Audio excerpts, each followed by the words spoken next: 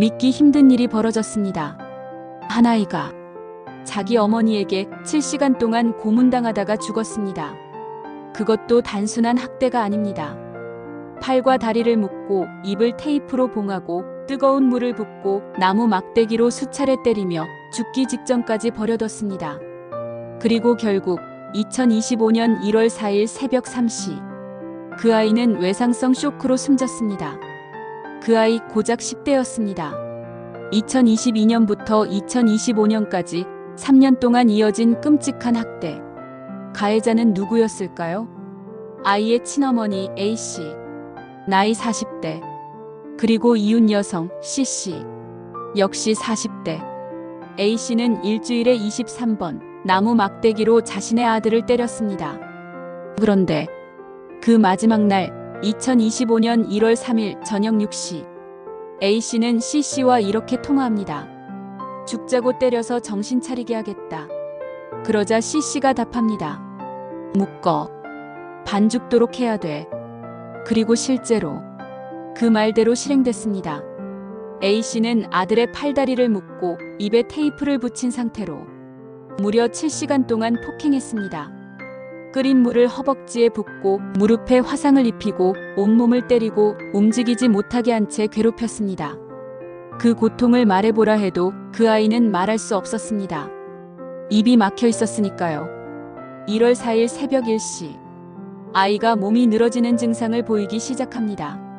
하지만 A씨는 그 상태로 방치합니다.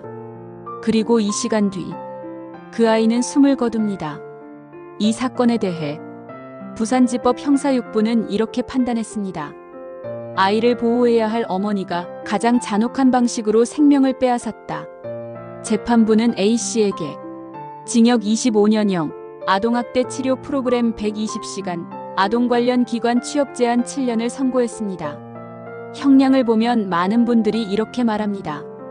이게 겨우 25년이라고? 실제로 아동학대 살해죄는 사형, 무기징역 또는 7년 이상의 유기징역이 가능한 엄청나게 무거운 범죄입니다. 하지만 사형이나 무기징역이 아닌 징역 25년이 나온 건 몇 가지 이유 때문입니다. 계획살인보단 감정적 범행으로 본 점, C씨가 영향을 줬다는 주장, 피고가 일부 반성하는 태도를 보였다는 점 등입니다. 하지만 그 아이가 느꼈을 공포와 고통, 그게 25년으로 환산될 수 있을까요? 같이 범행에 가담한 이웃 여성 C씨. 그녀는 현재 불구속 상태로 수사 중입니다. 아직 기소는 되지 않았고 경찰은 조만간 검찰에 송치할 예정입니다. C씨에게도 아동복지법 위반, 공동폭행 혐의가 적용될 가능성이 큽니다. 하지만 묶어라. 반 죽도록 해야 된다. 이 말이 단순한 조언일까요? 아니면 공범의 지시일까요? 만약 공범으로 인정된다면 C씨도 중형을 피하긴 어려워 보입니다. 이 아이는 자신을 사랑해줘야 할 사람에게 가장 잔혹한 방식으로 살해당했습니다. 그 아이가 마지막 순간 입이 막힌 채 어떤 눈빛을 보냈을지 상상조차 하기 싫습니다.